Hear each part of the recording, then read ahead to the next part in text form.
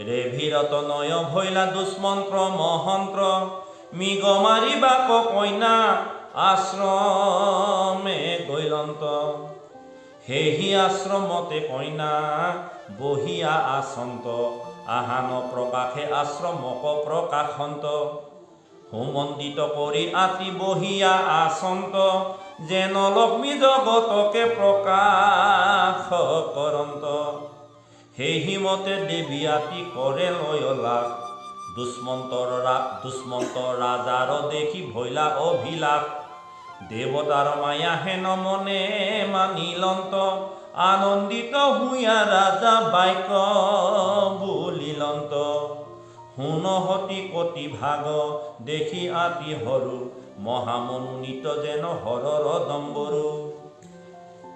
এই দুষ্মন্ত এদিন মৃগ কৰিম বুলি ভাবি তেওঁ বনত প্ৰৱেশ কৰিলে আৰু বনত প্ৰৱেশ কৰি তেওঁ বনত এটা কুটিৰ স্থাপন কৰিলে আৰু তেওঁৰ লগত যোৱা সমস্ত সৈন্য সামন্ত সেই কুটিতে ৰাখিলে আৰু সৈন্য সামন্তসকলক ক'লে যে সুদূৰত এটি আশ্ৰম দেখা পাইছোঁ, সেই আশ্ৰমলৈ মই যাওঁ, কিন্তু তোমালোকে বিনা আজ্ঞাত সেই আশ্ৰমত প্ৰৱেশ নকৰিবা।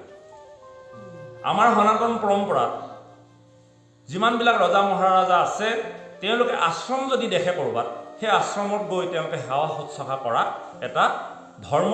আৰু সেই উদ্দেশ্যে দুষ্মন্ত ৰজায়ো যেতিয়া বনত প্ৰৱেশ কৰিলে বনত গৈ কিছু নাতি দূৰত এখন আশ্ৰম দেখি সেই আশ্ৰমত তেওঁ সেৱা সৎকাৰ কৰিবৰ কাৰণে নিজে সেই স্থানলৈ গমন কৰিলে আৰু গমন কৰি সেই আশ্ৰমত এগৰাকী সুন্দৰ দীপলিপ কইনাই সুন্দৰ বেশভূষণত সেই আশ্ৰমত উপবিষ্ট হৈ আছে।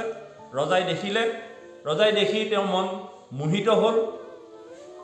সেই কন্যাগৰাকী অত্যন্ত লাৱণ্য, দেখিবলৈ সুন্দৰ, এক নন্দিনী ৰূপত সেই কন্যাগৰাকী আছে। আৰু ৰজাই দেখি সেই কন্যাগৰাকীক উদ্দেশ্যি কৈছে, হে কন্যা, তুমি এই আশ্ৰমত আছা, এই আশ্ৰমত প্ৰকৃতাৰ্থত তুমি কোন ঋষিৰ কন্যা? তোমাক দেখোন দেখাত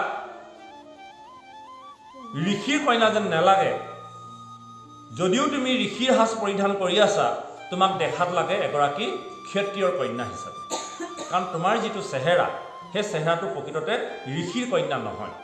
তুমি কথাখিনি কোৱাচোন, আৰু এই আশ্ৰমৰ ঋষি কোন, তেওঁক মই লগ পাব বিচাৰোঁ। মই কাহিনীটো অকণমান কৈ লৈছোঁ। তেতিয়া সেই কন্যাগৰাকীয়ে ৰজাক বাদ্য অধ্যে সেৱা শুশ্ৰূষা কৰিলে, কৰি ক'লে যে এই আশ্ৰমখন কম্বক ঋষি আশ্ৰম। বৰ্তমান এই আশ্ৰমত কম্বক ঋষি নাই, গতিকে কেৱল মই অকলে আছোঁ। হে ৰাজা, হে মহাৰাজ, দয়া কৰি কৃপা কৰি মই আপোনাক অনুৰোধ কৰিছোঁ, আপুনি আশ্ৰমৰ ভিতৰলৈ আহক। মই আপোনাক আশ্ৰমৰ যি নীতি নিয়মৰ মতে যেনেধৰণে সেৱা শুশ্ৰূষা কৰিব লাগে তেনেধৰণে মই তোমাক আতিথ্য কৰিম। আৰু ৰজায়ো সেই কন্যাগৰাকীৰ ৰূপ লাৱণ্যত মোহিত হ'ল, হৈ পেলাই তেওঁ কি কৰিলে, আশ্ৰমত প্ৰৱেশ কৰিলে। আৰু কন্যাগৰাকীয়েও ফল মূল দি ধূপ দীপ দি ভৰি আচমন কৰি তেওঁ নিৰ্দিষ্ট স্থানত বহুৱাই সেৱা শুশ্ৰূষা কৰিলে। আৰু তেওঁ জীৱনৰ দুখৰ কথা তেওঁ ৰজাৰ আগত বিৱৰি ক'বলৈ ধৰিলে। কি কৈছে? এৰাম দেৱতাৰ মায়া হেন মনে মানিলন্ত আনন্দিত হুয়া ৰাজা বাক্য বুলিলন্ত হুনহতি কতি ভাগ দেখি আতি হৰু মহামনোনীত যেন হৰৰ দম্বৰু কতিপয় হেনায় আবৃত ৰাজা হুই তানে দৰ্শনে আতি বিমোহিত হুই ইন্দ্ৰিয়ৰ শ্ৰম মানে হবে দূৰ গৈল মধুৰ বচনে তাংক বুলিবা কলৈল। ৰজাই কন্যাগৰাকীক উদ্দেশ্যি কৈছে যে মই ইমান দূৰ বাটকুৰি বাই আহিলোঁ এই মৃগ কৰিবলৈ, মোৰ যি পথৰ শ্ৰম, তোমাক দেখি মোৰ পথৰ শ্ৰম সৰি গৈছে। তোমাৰ মধুৰ বচনত, তোমাৰ ভাৱ ভংগীত মোৰ সম্পূৰ্ণ দুখ শৰীৰৰ পৰা নাইকিয়া হৈ গৈছে। হে ৰাম কাহাৰ নন্দিনী তুমি কহিও সুন্দৰী তুহুৰ ৰূপক কেহু নুহি কয় হৰি পদ্মৰ ভিতৰে যেন হৰিৰৰ কান্তি তোমাক দেখিয়া কোনে নুহিবে কভান্ত্ৰী মোৰ পথ শ্ৰম মানে হবে দূৰ গৈল তোমাৰ ৰূপত মোৰ মন ভুল হৈল তোমাৰ ৰূপ দেখি মোৰ মন ভুল হৈ গৈছে তোমাৰ ৰূপত মই মুগ্ধ হৈছোঁ মই অতদূৰ অহা মোৰ যিটো পথৰ শ্ৰম নাইকিয়া হৈ গৈছে হে সুন্দৰী হে কইনা তুমি প্ৰকৃততে কাৰ জীয়াৰী এই কথা তুমি মোৰ আগত প্ৰকাশ কৰা নিজান নবনত তুমি ফুৰা কি কাৰণে ৰাজাৰ দুহিতা কিবা লয়ে মোৰ মনে তুমি এই নিৰ্জন আশ্ৰমত এই নিৰ্জন বনত তুমি কি কাৰণে আছা তোমাক দেখাত দেখোন এজনী ৰজাৰ দুহিতা যেন লাগে তোমাক দেখিলো মই আহি যে তীক্ষণ তেখনৰে পৰা মোৰ কামে দহে মন এতেকে জানিলো তুমি দুহিতা ৰাজাৰ অধৰ্মত ৰতি নোহে জানিবা আমাৰ মই তোমাক জানিছোঁ তুমি ৰজাৰ জীয়েক বা ৰজাৰ কন্যা হবা তোমাৰ ৰূপ লাৱণ্যত মই তোমাক দেখাৰ সময়ৰ পৰা মোৰ কামভাৱে জৰ্জৰিত কৰিছে এইটো কথা তুমি জানা মই কোনো দুষ্ট মতি থকা ৰজা নহয় আমাৰ সমস্ত পুৰুবংশী মই ৰজা পুৰুবংশী ৰজাসকলে কেতিয়াও অধৰ্ম আচৰণ নকৰে তেওঁলোকে কেৱল ধৰ্মতে থাকে আৰু সেই পুৰুবংশী ৰজা হলো মই দুষ্মন্ত পুৰুবংশী ৰাজাগণ যতে কৱাচয় কদাচিতো পাতে কত চিত্ৰ কনেদয় কেতিয়াও তেওঁ পাপত চিত্ৰ নিদিয়ে পুৰুবংশী ৰজাসকলে এহি বুলি ৰাজা যেবে মন হুইয়া ৰৈল শকুন্তলা হাস্য কৰি বুলি বাক লৈল শুনি উক ৰাজা মই কহোঁ তোমাক বিশ্বামিত্ৰ জীও মই জানিবা হানচাত শুনি উক ৰাজা মই কহোঁ তোমাক বিশ্বামিত্ৰ জীও মই জানিবা সাক্ষাৎ নাম তমে নকা অপেচৰা বুলি যাক তেন্তে হুইয়া আছো জাত জানিবা আমাক হে ৰাজা মোৰ দুখৰ কাহিনী তোমাক কি ক'ম প্ৰকৃততে মই বিশ্বামিত্ৰৰ জীয়েক মোৰ মাতৃ হ'ল স্বৰ্গৰ অপেশ্বৰা মেনকা বৃহস্পতি আৰু মেনকাৰ গৰ্ভে বিশ্বামিত্ৰৰ ঔৰসে মই জন্ম আৰু জন্ম হৈ মোক আজি কম্ব মুনিয়ে মোক তুলি তালি ডাঙৰ দীঘল কৰিছে নামত মেনকা অপেশ্বৰা বুলি যাক তেন্তে হুইয়া আছো জাত জানিবা আমাক এতেকে ৰাজাৰ কইনা জানিবা হা আমি তোমাৰ আজ্ঞাক কিবা কৰিব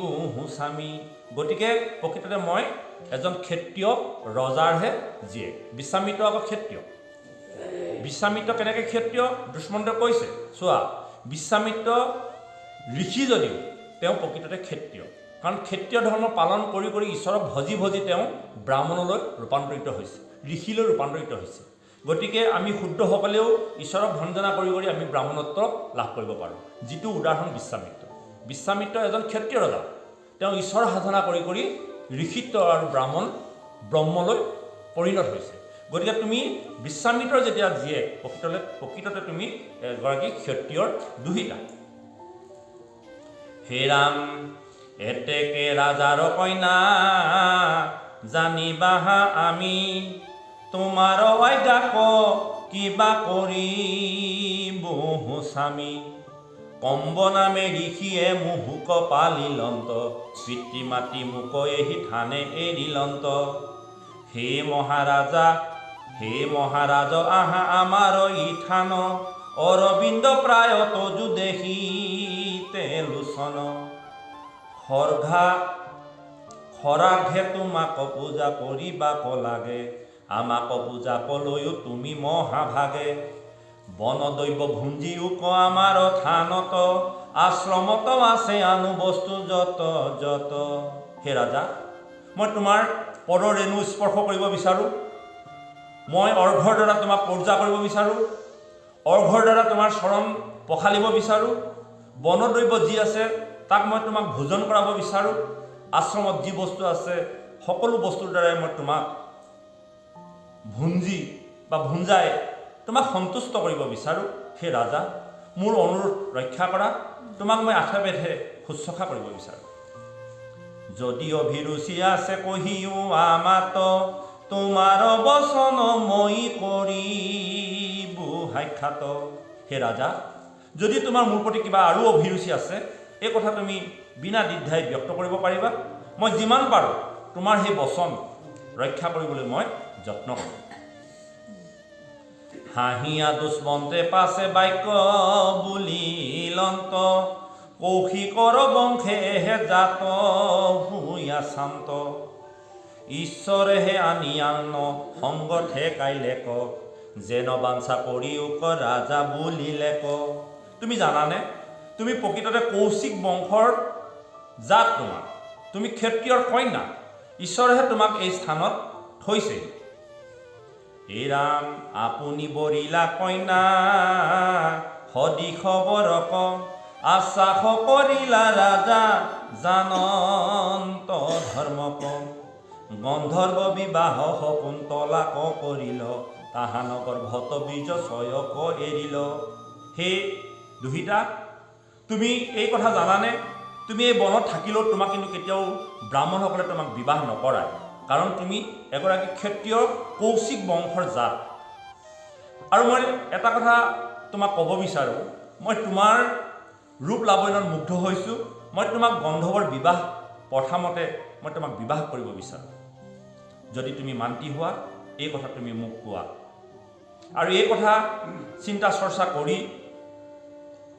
সেই কন্যাগৰাকী শকুন্তলা নাম, আৰু সেই শকুন্তলাই কি কৰিলে, ৰাজা দুষ্মন্তৰ লগত তেওঁ বিবাহ পাশত আবদ্ধ হ'ল। আৰু আবদ্ধ হৈ কিছুদিন সেই আশ্ৰমত কটালে। এটা সময়ত ৰজাই শকুন্তলাক ক'লে, সেই শকুন্তলা, তোমাক এতিয়া মই মোৰ ৰাজ্যলৈ বা ৰাজধানীলৈ লৈ যাব নোৱাৰোঁ। কিয়? বৰ্তমান এই আশ্ৰমত কম্বক ঋষি নাই। কাৰণ কম্বক ঋষি নাথাকিলে মই আশ্ৰমৰ পৰা লৈ যোৱাটো অযোগ্য হ'ব। আৰু যেতিয়া কম্বক ঋষি আহিব মই তোমাক লৈ যাম। আৰু এই চিনস্বৰূপে মই তোমাক এটি মোৰ হাতৰ আঙুঠি তোমাক মই প্ৰদান কৰিম। হে ৰাম, আমোঘ বীজ কহতি গৰ্ভে ধৰিলন্ত, আপোনাৰ নগৰক ৰাজাও গৈলন্ত। কালে আহি তনয়ক প্ৰসৱ কৰিল, পৰম মহন্ত পুত্ৰ হতিয়ে দেখিল। আৰু এইখিনি কৈ ৰাজা ৰাজ্যলৈ গুচি গ'ল। এই ৩-৪ দিন যি আছিল, এই ৩-৪ দিনৰ ভিতৰতে দুষ্মন্তই আমোঘ বীৰ্য শকুন্তলাৰ গৰ্ভত প্ৰদান কৰিলে, আৰু এটি পুত্ৰ স্থিতি হ'ল। আৰু যাব সময়ত এই কথা দুষ্মন্তক ক'লে শকুন্তলাই, যে তোমাৰ ঔৰসে মোৰ গৰ্ভত এটি পুত্ৰ স্থিতি হৈছে, তোমাৰ অমুক বীৰ্যৰ দ্বাৰা। আৰু যাবৰ সময়ত তেওঁ অত্যন্ত দুখ প্ৰকাশ কৰিছে শকুন্তলাই। কিন্তু ৰজাই নিজৰ কৰ্তব্যৰ ক্ষেত্ৰত ৰাজ্যলৈ যাবই লাগিব বুলি কৈ তেওঁ পুনৰ কম্বক ঋষি আহিলে তেওঁক যথা সন্মানেৰে ৰাজ্যলৈ লৈ যাম বুলি প্ৰতিশ্ৰুতি দি তেওঁ নিৰ্দিষ্ট সময়ত ৰাজ্যলৈ গুচি গ'ল। হে ৰাম, আমোঘ বীজ কহতি গৰ্ভে ধৰিলন্ত, আপোনাৰ নগৰক ৰাজাও গৈলন্ত। কালে আহি তনয়ক প্ৰসৱ কৰিল, পৰম মহন্ত পুত্ৰ হতিয়ে দেখিল। কম্ব ঋষি জাত কৰ্ম কৰিলা যতেক, দিনে দিনে দেখি তান বাহন্ত বালেক। সিংহক বান্ধিয়া আনি কিৰাক কৰন্ত, মহাবেগে জৰি দিয়া টানিয়া ফুৰন্ত। যেতিয়া কম্ব ঋষি আশ্ৰমত আহিলে, আহি সমস্ত ঘটনা তেওঁ বিদিত হ'ল। শকুন্তলাই সকলো কথা বিৱৰি ঋষিক ক'লে। আৰু কিছুদিনৰ পাছত কাল আহিলে। কাল মানে সময়ৰ পৰিপ্ৰেক্ষিতত শকুন্তলাই এটি সুন্দৰ সুঠাম পুত্ৰ জন্ম দিলে। আৰু জন্ম দিয়াৰ লগে লগে কম্বক ঋষিয়ে জাতকৰ্ম কৰিলে। দিনে দিনে সেই বালকটো বাঢ়িবলৈ আৰম্ভ কৰিলে। আৰু এদিন তেওঁ খেলা ধূলা কৰিব পৰা হ'ল। আৰু খেলা ধূলা কৰি তেওঁ আশ্ৰমত কি কৈছে, কিছুমান সিংহক বান্ধি আনি তেওঁ খেলা কৰে। কাৰণ সেই আশ্ৰমখন অহিংসাপৰায়ণ আশ্ৰম। তাত যিমানবিলাক পশু পক্ষী থাকে কোনেও কাকো হত্যা নকৰে, কোনেও কাকো হিংসা ভাৱ নাথাকে। গতিকে তাত থকা সিংহবিলাকক বান্ধি সেই শকুন্তলাৰ পুত্ৰই আনন্দ মনে খেলা ধূলা কৰে। আৰু সেই পুত্ৰক কিন্তু কেতিয়াও সিংহই হত্যা নকৰে। হে ৰাম পুত্ৰৰ কৰ্মক শকুন্তলায়ে দেখিল, স্বামীৰ পাশক পুত্ৰ কুলে লৈয়া গ'ল। ঈশ্বৰৰ অংশ ইটো হুয়া আছে জাত, এই গুণে সতী চলি গৈলন্ত সাক্ষাৎ। কৰ্তৃক্ষণে পাইলা গয়া ৰাজাৰ সভাক, ৰাজাত জনাইলা গয়া এহি বচনক। পুত্ৰ যেতিয়া দিনক দিনে ডাঙৰ হৈ আহিবলৈ ধৰিলে, এই কথা শকুন্তলাই দেখি এদিন আশ্ৰমৰ কিছু ভকতক লৈ তেওঁ দুষ্মন্ত ৰাজসভালৈ গমন কৰিলে। কিছু দূৰ যোৱাৰ পাছতে দুষ্মন্ত ৰাজসভাত গৈ শকুন্তলা পুত্ৰৰ সৈতে উপস্থিত হ'ল। বনহন্তে আহি আছো ভাইজা পুত্ৰ আমি, আমাক ৰাখোনটো তেহে মোৰ নিজ স্বামী। যেতিয়া ৰাজ্যৰ দৌৰি পালেগৈ, অৰ্থাৎ দুৱাৰদলি পালেগৈ, দৌৰি ক'লে, সেই দৌৰি আমি বনৰ পৰা আহিছোঁ, আশ্ৰমৰ পৰা আহিছোঁ, তুমি ৰজাক কোৱাগৈ, তেওঁ মোক বনত ভাইজা হিচাপে মোক বিবাহ কৰাইছিল, আৰু এই পুত্ৰটো তেওঁ। আজি ভাইজাৰ পুত্ৰ এই ৰাজ্যলৈ আমি আহিছোঁ, তোমাৰ ৰাজা হ'ল মোৰ স্বামী, গতিকে ৰাজাক তুমি খবৰ দিয়া আমাক, যাতে সেই ৰাজ্যত স্থান দিয়ে। এই বাক্য দুট মুখে সতী জনাইলে ক, হাঁহিয়া দুষ্মন্তে পাছে বাক্য বুলিলে ক। সত্য শুনি আশা বনে বিবাহ কৰিলোঁ, বনৰ মাজতে মই এৰিয়া আহিলোঁ। যেতিয়া দুটে গৈ ৰাজাক এই কথাবিলাক ক'লেগৈ, সেই ৰাজা, সেই মহাৰাজ দুৱাৰৰ সন্মুখত এগৰাকী ভাইজা আৰু পুত্ৰ আহিছে, তোমাক স্বামী বুলি পৰিচয় দিছে, গতিকে তুমি ৰাজ্যৰ ভিতৰলৈ আনিব লাগে। তেওঁ দুৱাৰৰ সন্মুখতে ৰৈ আছে। আৰু এই দুটৰ মুখে সমস্ত কথা ৰাজাই যেতিয়া শুনিলে, অত্যন্ত হাঁহিলে, যে কোনো কথা মোৰ মনত নপৰে যে মই বনত গৈ কাৰোবাক বিবাহ পাতিছিলোঁ, মোৰ যে তেনেধৰণৰ ভাইজা আছে, মই যে কাৰোবাক প্ৰতিশ্ৰুতি দি থৈ আহিছিলোঁ, এই কথা মোৰ কেতিয়াও মনত নপৰে। এই বুলি কৈ দুষ্মন্ত ৰজাই হাঁহিবলৈ ধৰিলে। নুহি কয় ভাইজা মোৰ পুত্ৰ, নুহি কয় কৈৰজনী আহি মোক স্বামী যে বোলয়। কোন ভাইজা, ক'ৰ পুত্ৰ, ক'ৰ বা কোনোবা এজনী আহি পেলাই মোক স্বামী বুলি ক'লেই হ'বনে? মই কেতিয়াও তেনে কৰ্ম কৰা নাই, আৰু তেওঁলোকক মই গ্ৰহণ কৰিব নোৱাৰোঁ। শুনি আছে ৰাজা বৰ শৰীৰ সুন্দৰ, পুত্ৰ ভাইজা বুলি হিতু কৰিবে ঘৰ। ভাইজা পুত্ৰ দুইক যদি স্বীকাৰ নকৰা, বলিলা বচন দেৱে আকাশৰ পৰা। আপুনিয়ে পুত্ৰ ৰূপে উপজিয়া চাহা, কেন মতে ৰাজা তুমি তাক নজনাহা। এই দুষ্মন্তই যেতিয়া অতিশায্য কৰিছে, হাঁহিবলৈ ধৰিছে, তেনে সময়তে আকাশবাণী হৈছে, হে ৰাজা তুমি কিয় পাহৰি গৈছা, সেই ভাইজাগৰাকী যি সন্তান লৈ তোমাৰ ওচৰত আহিছে, সেই সন্তানটো তোমাৰ। তুমি জানানে, সেই সন্তানটো মহাভাগৱত, সমস্ত জগত কল্যাণৰ কাৰণে আহিছে, তুমি কিয় পাহৰি গৈছা, তুমি তেওঁলোকক গ্ৰহণ কৰা। এই বুলি তেওঁ কি হৈছে, আকাশবাণী হৈছে। হে ৰাম ভাইজা পুত্ৰ দুইক যদি স্বীকাৰ নকৰা, বুলিলা বচন দেৱে আকাশৰ পৰা। আপুনিয়ে পুত্ৰ ৰূপে উপজিয়া চাহা, কেন মতে ৰাজা তুমি তাক নজনাহা। শুনিও দুষ্মন্ত তজু পুত্ৰ পালিউক, আনন্দিতা শকুন্তলা দুখ নেদিউক। লগে লগে দুষ্মন্তই আকাশবাণী শুনাৰ লগে লগে পুত্ৰ আৰু ভাইজাক ৰাজ্যলৈ আদৰি লৈ গ'ল, আৰু শকুন্তলাও পৰম আনন্দিত হ'ল। হে ৰাম তোমাৰ হে বিজে এন্ত্ৰে, পুত্ৰ জন্মি সন্ত, শকুন্তলা সতী এন্ত্ৰে সত্য কহি সন্ত। পুত্ৰ হুয়া জিতো আহি প্ৰীতিকতাৰ, এতেকেহে পুত্ৰ বুলি জানি বেদে কয়। যিজন পুত্ৰই পিতৃৰ উপকাৰ সাধন কৰে, পিতৃৰ মংগল আচৰণ কৰে, সেইজনকহে বেদে পুত্ৰ বুলি স্বীকাৰ কৰিছে। পুত্ৰ হৈয়া যিটো আহি পিতৃক তাৰয় এতেকেহে পুত্ৰ বুলি জানি বেদে কয়। বেদে সেইজনকহে পুত্ৰ বুলি কৈছে যিবিলাক পুত্ৰই পিতৃৰ উপকাৰ সাধন কৰে, পিতৃৰ কল্যাণ সাধন কৰে।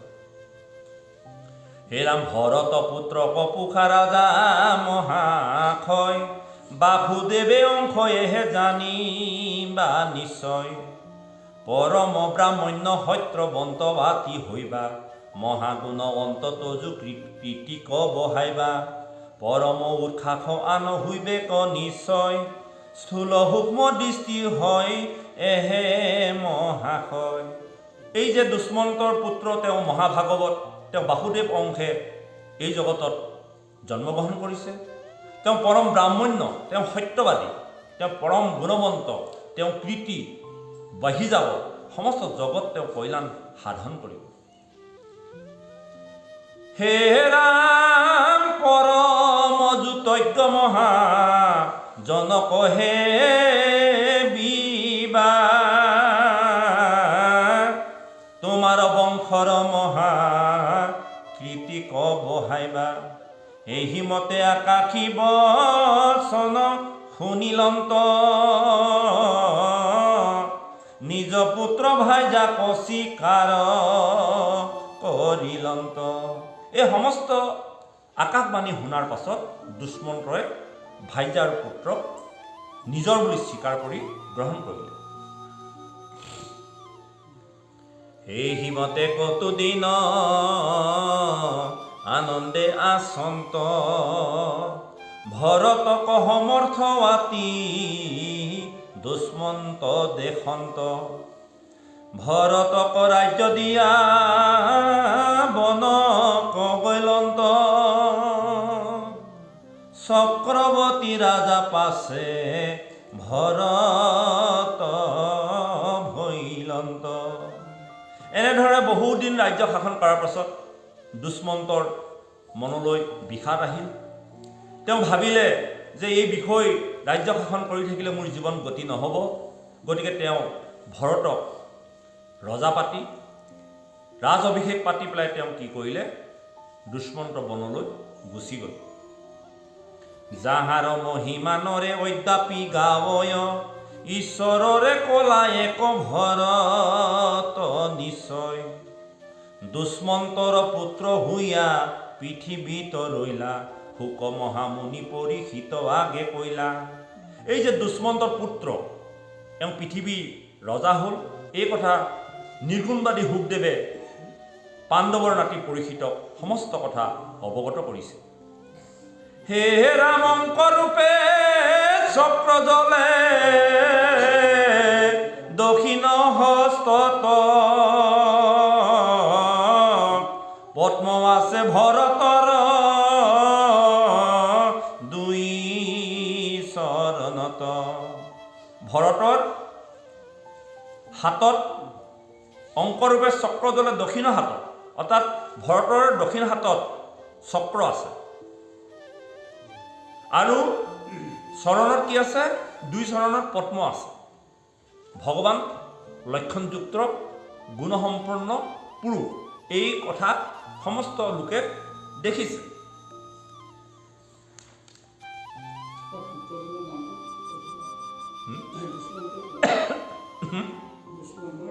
ভৰত ভৰত কৈ গ'লো। মহাযজ্ঞে যজি ঈশ্বৰত মন দিলা, অসংখ্যাত অশ্বমেধে ৰাজায়ে পুছিলা। জাহ্নবী যমুনা দৈত্য অনুলোমে বন্ত, ভৰত নিপতি তৈত্য যজ্ঞ কৰিলন্ত। অনেক সহস্ৰ ঋষি তহিতে আশ্ৰয়, কোটি লক্ষ ধেনু দান দিলা মহাশয়। ভৰতে ৰাজ্যভাৰ গ্ৰহণ কৰাৰ পাছত তেওঁ বহু অসংখ্যা, যিবিলাক সংখ্যাৰে গণিব নোৱাৰে, অশ্বমেধ যজ্ঞ পাতিলে। আৰু কি কৰিলে? জাহ্নবী যমুনা, অৰ্থাৎ গংগা আৰু যমুনা, জাহ্নবী মানে যমুনা, এই গংগা আৰু যমুনাৰ য'ত মিলন হৈছে তাতে তেওঁ বহি পেলাই অনুলোমে, অৰ্থাৎ অনুলোম বিলোম, অৰ্থাৎ প্ৰাণায়াম কৰি তেওঁ কি কৰিলে? যজ্ঞ আৰম্ভ কৰিলে।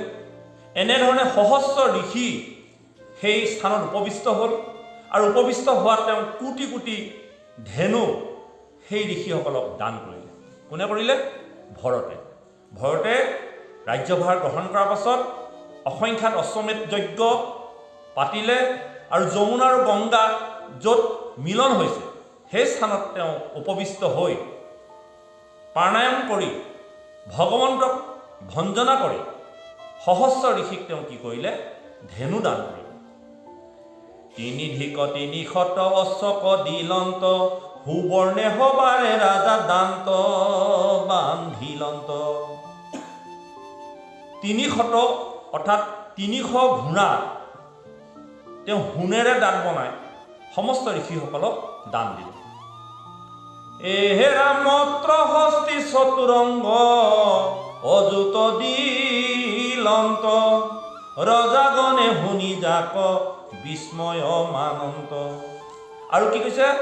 বহুত মত্ৰ হস্তি অৰ্থাৎ শক্তিশালী হাতী চতুৰংগ ঋষিসকলক দান কৰিলে। এহেৰাম বহুৰূপ কৰি গু ব্ৰাহ্মণ কদিলা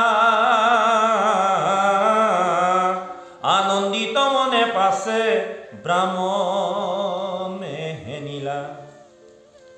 13,000 4 বিধ আৰু আশী বিদ্ধ বুলি আংক কহে শাস্ত্ৰত প্ৰকাশী। আনু নানা বিধ যে বিপ্ৰক দিলা দান আন কোন ৰাজা আঠে তাহান সমান। এহেৰাম পূৰ্বতো নাছিল আনো যত ৰাজা গণ তাহান কৰ্মক কোনে হুইবে সমান। ভৰ ৰজাই যিবিলাক কাৰ্য কৰিছে পূৰ্বতে কোনো ধৰণৰ ৰজাই এনেকুৱা ধৰণৰ কাৰ্য কৰা নাছিল। পাছতো যতে ক আননিপতি হৈবে ক ভৰতৰ সম ৰাজা কেহু নুহিবে ক। যেন পাপী গণে গয়া স্বৰ্গ নপাৱয় সেই মতে ভৰতক সম নুহি কয়। আগতো নাছিলেই, পিছতো ভৰতৰ নিচিনা ৰজা এই পৃথিৱীত আৰু নহ'ব। হে ৰাম কিৰাত যবন কংক খাচি পাপী ছয় দুৰ্জনক বধিলে ক ৰাজা মহাশয়। তেওঁ কিৰাত যৌৱন কংক খাচী এই পাপীবিলাকক বধ কৰিছিল, দুৰ্জনসকলক বধ কৰিছিল আৰু তেওঁ সমস্ত পৃথিৱীৰ একচ্ছত্ৰী ৰজা হৈছিল। দিগবিজয়ক ৰাজা পাইলা যত মানে হেনয় দুৰ্জন ৰাজা কাটিলা তেখনে। এহেৰাম অসুৰে দেৱক যিনি যিটো চিক নীল পাতালৰ পৰা পাছে ভৰতে আনিল। দেৱতাবিলাকৰ যি শ্ৰী আছিল, সম্পত্তি আছিল, এই সমস্ত সম্পত্তি অসুৰে দেৱতাসকলক পৰাজয় কৰি পাতাললৈ লৈ গৈছিল আৰু ভৰতে সমস্ত অসুৰৰ লগত যুদ্ধ কৰি পাতালৰ পৰা সমস্ত সম্পত্তি আনি দেৱতাসকলক অৰ্পণ কৰিছিল। দেৱ কাৰ্য সাধিলন্ত যিটো নৰপতি তাহা নহদিখ কোন আছে মহিপতি। মহি মানে পৃথিৱী। আপোনালোকে ভাগৱত যিমান দিনৰ পৰা শ্ৰৱণ কৰিছে এটা কথা মন কৰিছেনে যে দেৱতাবিলাকক মনুষ্যবিলাকে ৰক্ষা কৰি থাকে। এই ভৰতেও মনুষ্যহে, তেওঁ পৃথিৱীৰ ৰজা। তেওঁ গৈ কি কৰিলে? অসুৰে কাঢ়ি অনা সম্পত্তিবিলাকক পাতালৰ লগত অসুৰৰ লগত যুদ্ধ কৰি তেওঁ কি কৰিলে? দেৱতাসকলক অৰ্পণ কৰিছে। আৰু আমি মনুষ্যসকলে কি কৰোঁ? দেৱতাৰ পাছে পাছে ঘূৰি ফুৰোঁ। দেৱতাৰ পাছে পাছে আমি ঘূৰি ফুৰোঁ। সমস্ত ভাগৱতত বহু মনুষ্যই গৈ দেৱতাসকলক ৰক্ষা কৰি থাকে আৰু আমি দেৱতাৰ পাছত ঘূৰি থাকোঁ। এই কথাটোকে অজ্ঞান। আমাৰ তাত ইমান শক্তি আছে, ইমান শক্তি দেৱতাই সেৱা কৰে। আৰু সেই কথাটো নামঘোষাত ধুনীয়াকৈ লিখিছে। ব্ৰহ্মায় প্ৰাৰ্থন্তে নৰত কোনো অনুপাম। ব্ৰহ্মায়ো মনুষ্য দেহ পাবৰ কাৰণে কি কৈছে? প্ৰাৰ্থনা কৰিছে। এই কথাবিলাক আমি উপলব্ধি কৰিব লাগিব, কাৰণ দেৱতাসকলেও মনুষ্য জন্ম পাবৰ কাৰণে বাট চাই আছে। হে ৰাম শতাধিক 21,000 বৎসৰ চক্ৰৱৰ্তী মহাৰাজা সকলে ৰাজ্যৰ তাহাৰ আইতাককে বাধন্তা নাছিল অব্যাহতে মহাৰাজা পৃথিৱী ভুঞ্জিল। হে ৰাম বিচাৰ কৰিয়া ৰাজা দেখিলা বিষয় নুহি কয় সঞ্চায়িতো হবে মায়াময়। তোমালোকে বিচাৰ কৰি চোৱাচোন যে ৰাজাৰ কথাবিলাক চোৱাচোন। তোমালোকে যিবিলাক কথা চিন্তা কৰি আছা বা সঁচা বুলি ভাবিছা এইবিলাক আচলতে প্ৰকৃততে সঁচা নহয়, এইবিলাক প্ৰকৃততে মায়া।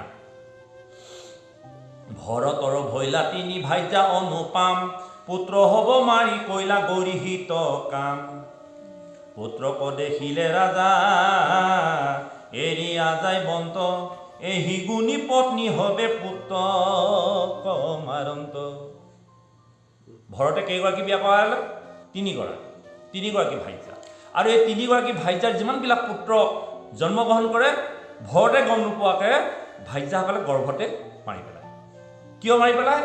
যদি ভৰতে পুত্ৰৰ মুখ দেখে তেওঁ বৈৰাগ্য ভাৱ উপজিব, সেই ভাইজাসকলক এৰি বনলৈ গুচি যাব। কাৰণ তেওঁ মনুষ্য জন্ম ধৰা সাধনা হ'ব, অৰ্থাৎ সন্তান জন্ম মুখ দেখিলে। গতিকে সন্তানটো যদি নেদেখা তুমি সদায় সন্তান তাৰ আশাত আমাৰ লগত ব্ৰতী হৈ থাকিবা, এনেকুৱা ধৰণৰ গ্ৰহিত কাম 3গৰাকী ভাইজাই কৰিছে। যিমানবিলাক সন্তান জন্ম হয় সমস্ত সন্তান ভাইজাগৰাকীয়ে মাৰি পেলায়। কাৰণ পুত্ৰ হ'লেই ভৰত গুচি যাব, এই কথা ভাইজাগৰাকীয়ে জানে। কাৰণ পুত্ৰটোৰ কাৰণেই ভৰত বাট চাই আছে। কাৰণ পুত্ৰ সন্তান নহ'লে মনুষ্য জন্ম সফল নহয়। গতিকে ভাইজাগীগৰাকীয়েও সেই কথা জানে।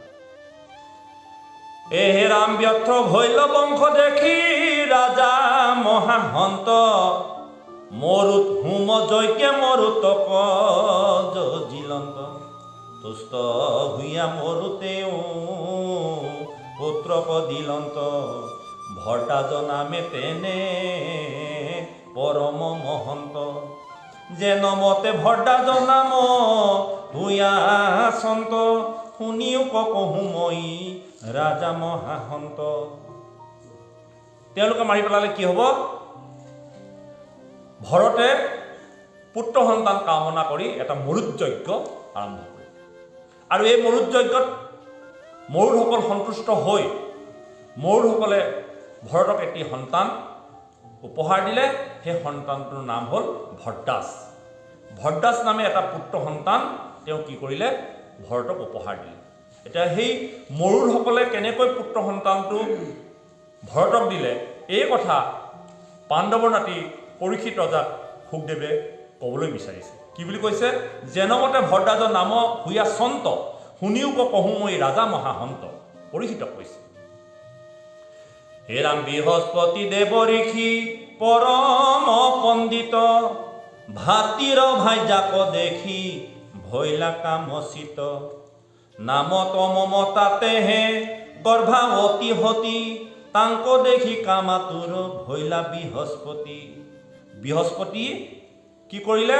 তেওঁ ভাতৃৰ ভাইজা অৰ্থাৎ ভাই বোৱাৰী যাৰ নাম মমতা, সেই মমতা নামৰ ভাইজাগৰাকী অৰ্থাৎ ভাই বোৱাৰীগৰাকী তেওঁ গৰ্ভৱতী হৈ আছিল। আৰু গৰ্ভৱতী অৱস্থাতে এদিন বৃহস্পতি গুৰুৰ কি হ'ল? ভাই বোৱাৰীয়েকৰ প্ৰতি কামনা উপজিল, কামভাৱ উপজিল। আৰু কামভাৱ উপজি কি কৰিলে? ভাই বোৱাৰী মমতাক তেওঁ কাম ক্ৰিয়া কৰিবৰ বাবে অনুৰোধ কৰিলে। হে ৰাম হে ৰাম দুতয় বালে হে ৰাম চুৰৰূপে বৃহস্পতি তাংকৰ মিলন্ত তান ব্ৰিজ ছয় হতি এৰি বাক শান্ত। হে ৰাম দুতয় বালে কতান গৰ্ভে নধৰই এহি দেখি ভৈলা দেৱী পৰম হংস মমতাৰ গৰ্ভে যিটো বালে কৱাছয় লাঠি মাৰি বাজ কপে লাইলা ব্ৰিজ ছয়। মমতাই এটা সন্তান গৰ্ভত আছে। আকৌ বৃহস্পতিয়ে কি কৰিলে? মমতাৰ অনিচ্ছাকৃতভাৱে বৃহস্পতি গুৰুৱে মনে মনে চুৰ কৰি জোৰ জবস্তি কৰি তেওঁ ভাতৃ ভাইজা মমতাক তেওঁ ৰতিক্ৰিয়া কৰিলে। ৰতিক্ৰিয়া কৰি তেওঁৰ গৰ্ভত বীৰ্য স্থাপন কৰিলে।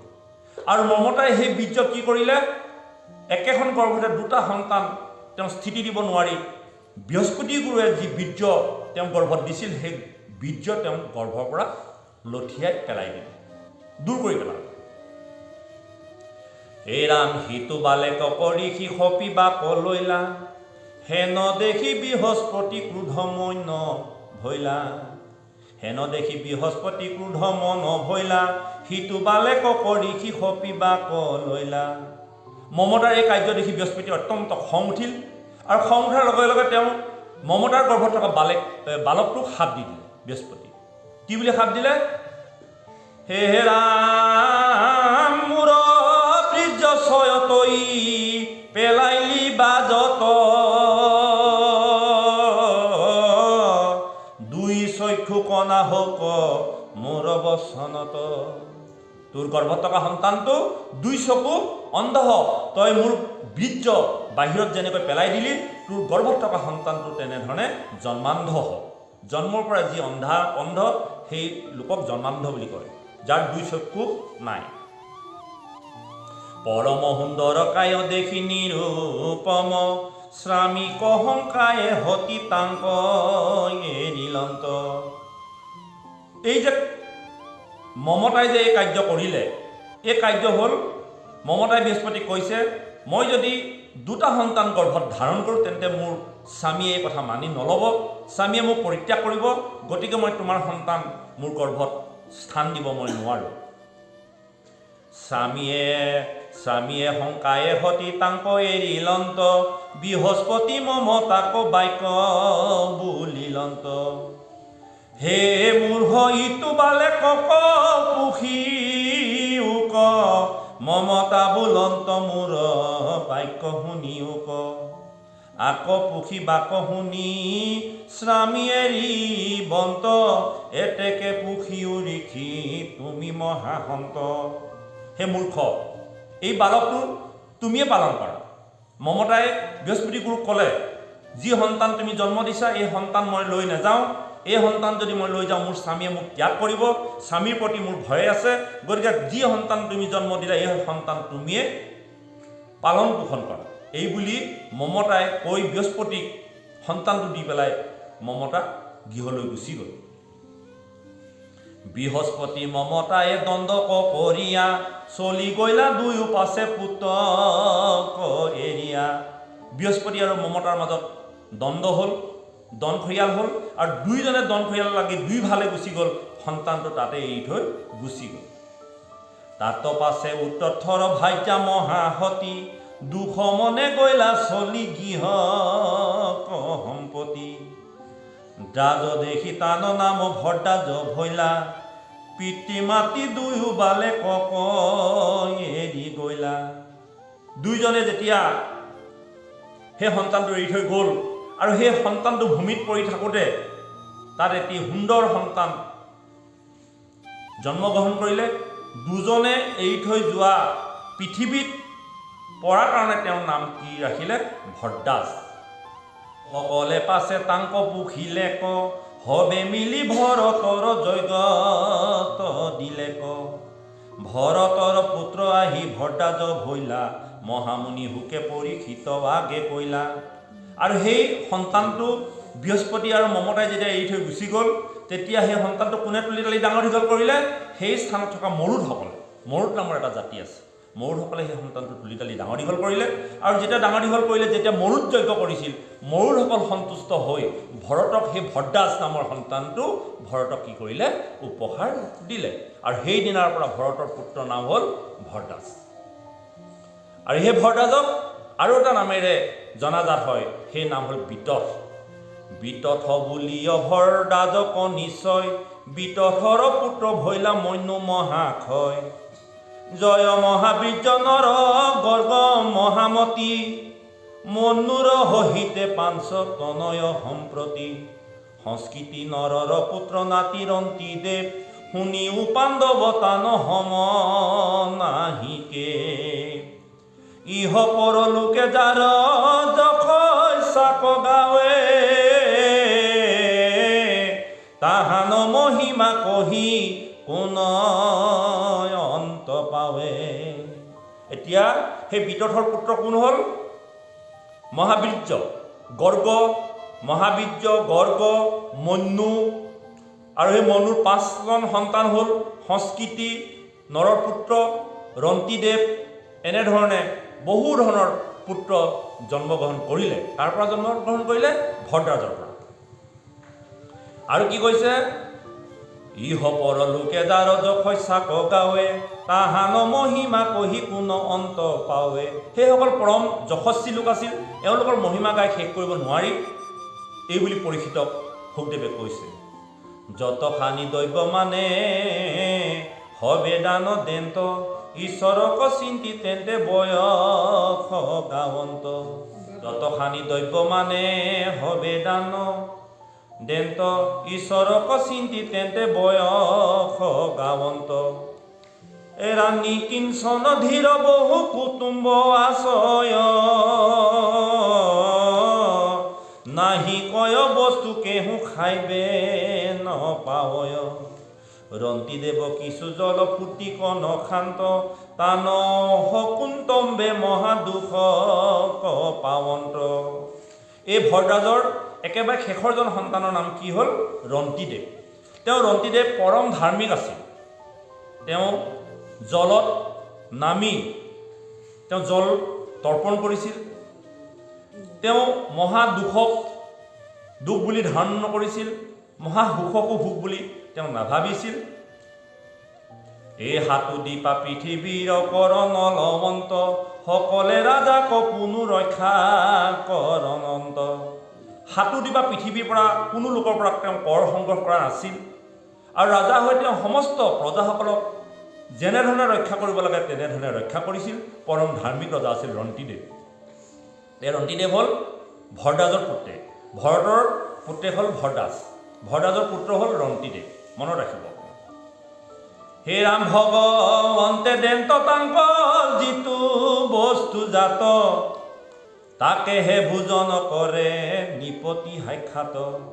ৰন্তিদেৱৰ নিজৰ কোনো নিজস্ব বুলি বস্তু নাই। ভগৱন্তে যি বস্তু প্ৰদান কৰে সেই বস্তুকে তেওঁ গ্ৰহণ কৰে।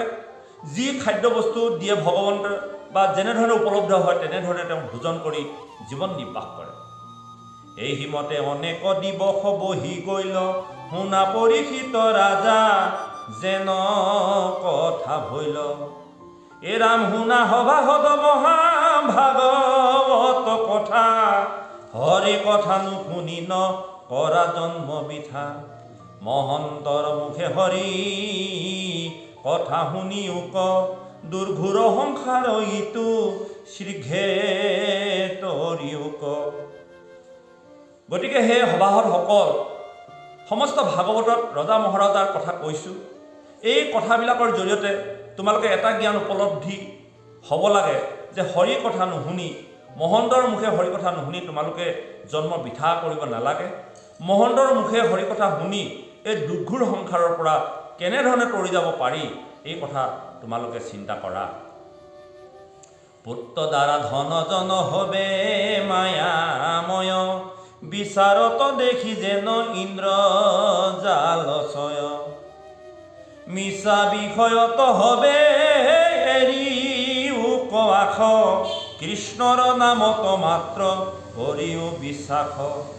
কৃষ্ণ পাদ পদ্ম নৌকা দিও এক চিত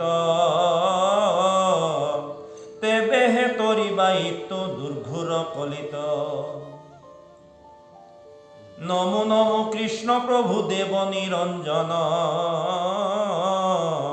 জগত তাৰণ ভয় ভঞ্জন ৰঞ্জন।